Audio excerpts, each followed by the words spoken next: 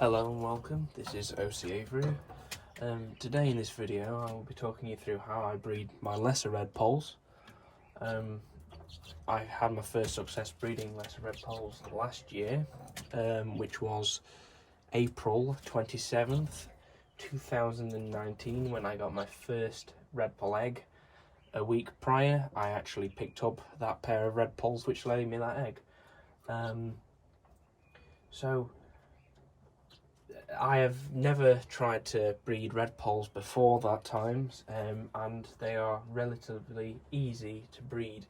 The main requirements you need are obviously the space, the diet, the nesting site, and then just a guaranteed pair of Redpolls. Redpolls tend to be a difficult species to sex. The main ways to sex the Redpolls are vent sexing, which can be done by blowing on the vents of to move the vent feathers of the birds. And what you will usually find is if the vent of the bird is more facing towards you, aiming up the body, that is usually a cock bird, and if it is aiming towards the tail, it is usually a hen. This is not a guaranteed way, however this is very effective usually. The other way of sexing Redpolls, which is usually a guaranteed method, but you have to have guaranteed cockbirds and guaranteed hens to compare to, is plucking the feathers of the Redpoll and colour feeding it with Caraphyl Red, which is like a red crystal powder. And what you would do is you mix that in the water of the bird, so then the bird will drink that water. This Caraphyl Red comes in its system, and then as the new feathers grow back from what you've plucked, and they have to be on the chest, the feathers will come out red rather than the normal colour of the bird, so that will depend on the mutation. The colours I keep of my Redpolls I'll run you through now. So in here we have a cinnamon white-winged hen 2019 bird, along with a normal 2019 cockbird I bred myself. In here we have a pair of cobalt Redpolls. This is a 2018 cobalt cockbird with a 2019 cobalt hen. In this cage here, we have a cobalt 2018 cobalt Redpoll, who is actually the father of that bird and the hen in there, with a normal hen 2019. The cockbird for that is a Isabel carrier. Isabel is a white mutation of Redpoll. Quite an unusual one to come out. He showed this last year as he had two youngsters which both came out pure whites.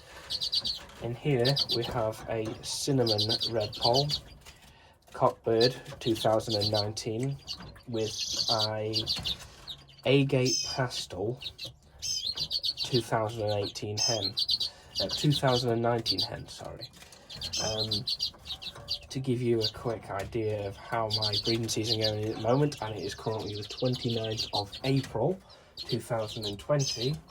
In here we have 4 Redpoll eggs, and in here we have 3 Redpoll eggs. They are both being laid. She laid 5 last clutch, sadly all were infertile, and she has not yet laid, and she will probably complete the clutch either tomorrow at 4 or at 5.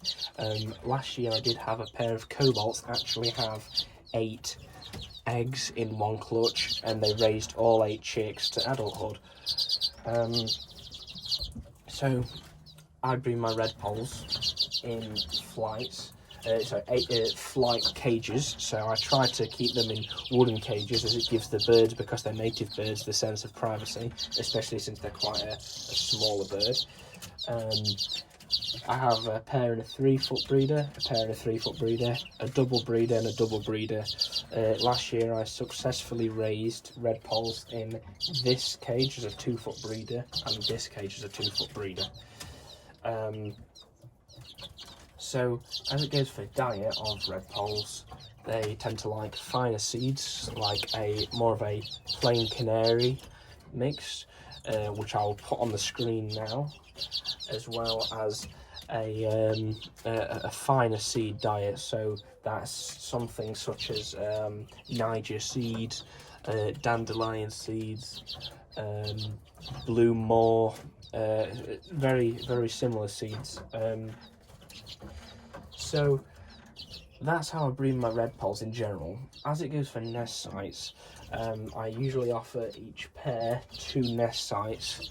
This gives obviously the birds the choice and their preference of what they'd like, and I give a variety. So I have nest pans which actually clip onto the wire, so that is here, and here.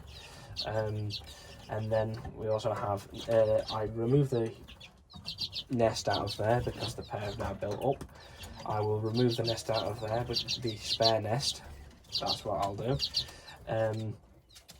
It goes for other ones. So nest sites tend to go, from what a redpoll would choose, are nest sites. So simple canary nest pan with a nest liner and a build on top of that. They also like these coconut fibre nest pans. They're like weaved. They're what I've had my success with breeding them on.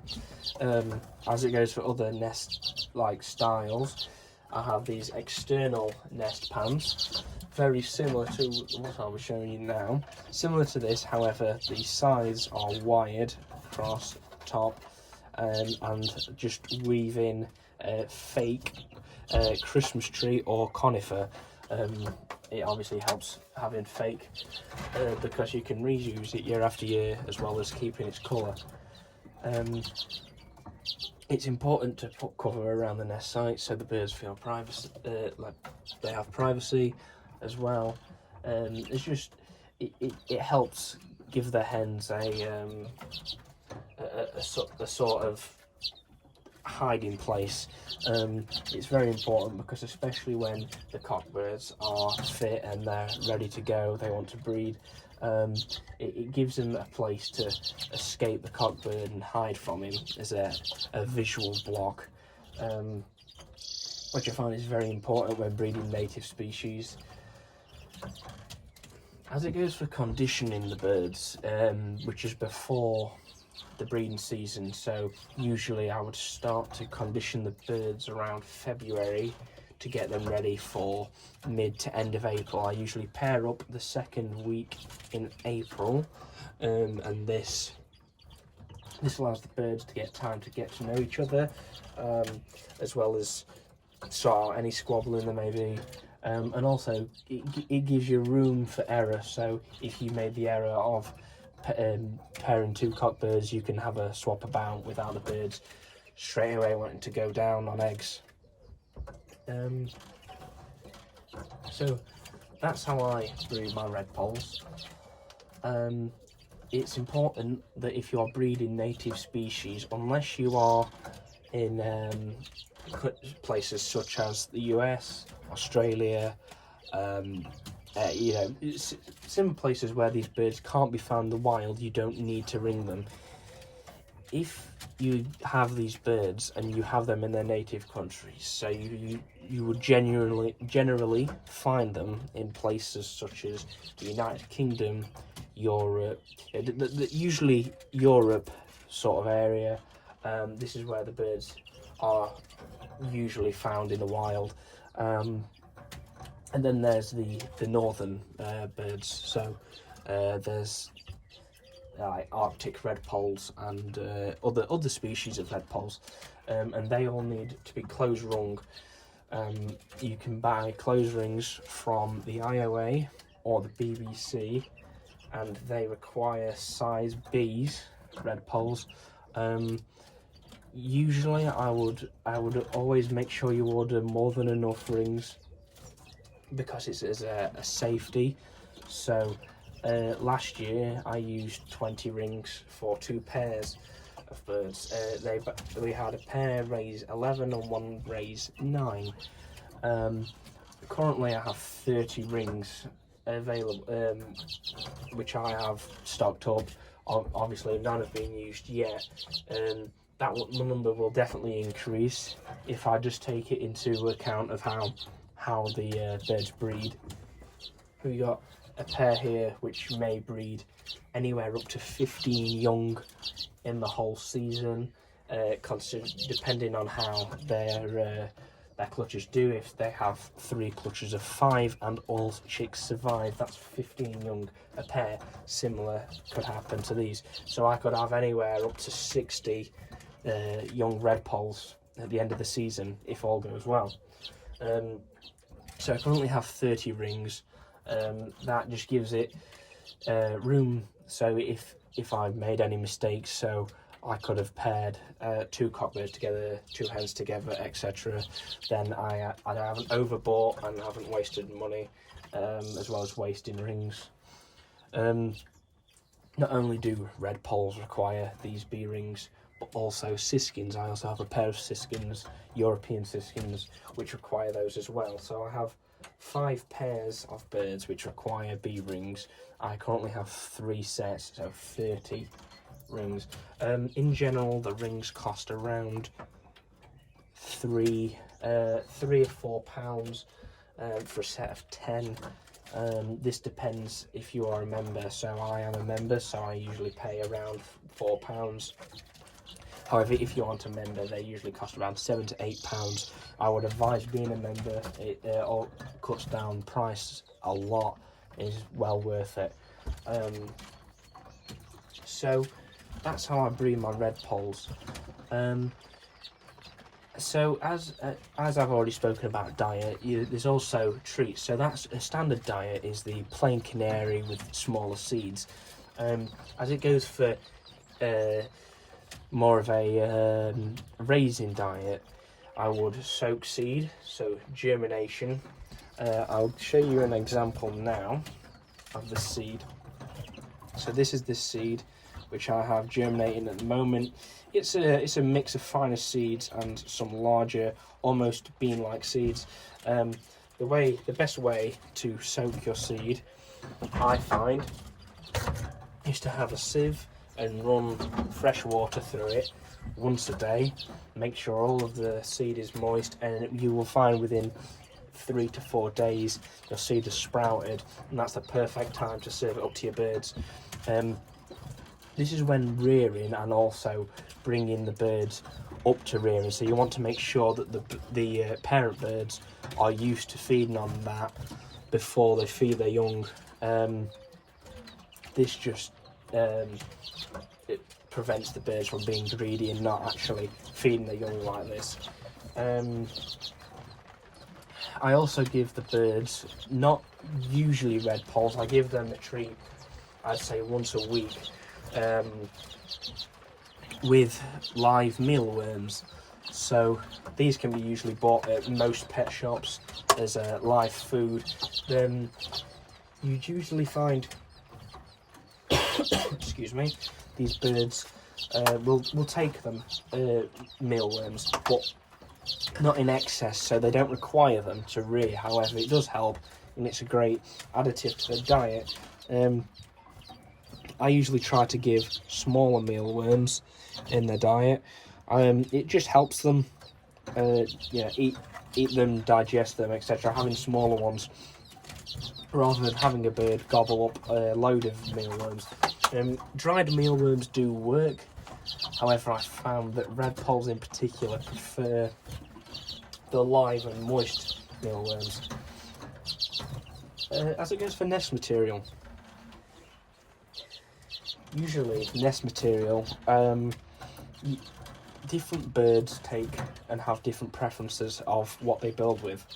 However, I've found Redpolls in general tend to like to build with materials such as Sisal. So this is a more of like a cotton fibre, quite it's soft but short. They usually use this to make the outer side of the nest. Excuse me. I've also found that redpolls like nesting material such as jute. This is like a soft string, and they have a high preference for that. I also like cocoa fibre. Cocoa fibre is important for the birds when they build the nests, as it adds that structural support as well as allowing the birds to completely curl it around the nest as such, like this. I usually find as well that the birds have to line their nests, so you can't usually buy feathers, small feathers, which you give the birds to then build.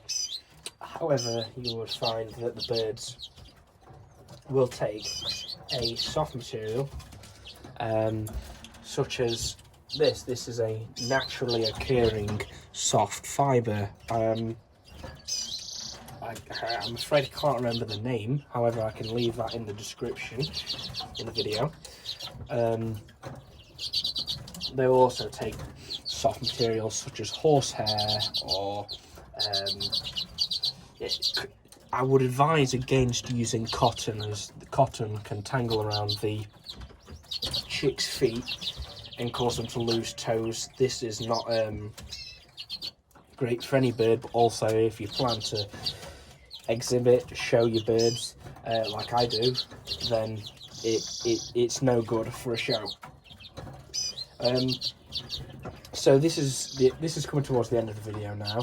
If you have any questions, please let me know. I would like you to leave a like and subscribe to my channel for more videos on breeding native British birds. And at the end of this video, I will put on some photos of the eggs I currently have. And I hope to see you in the next one. Thank you.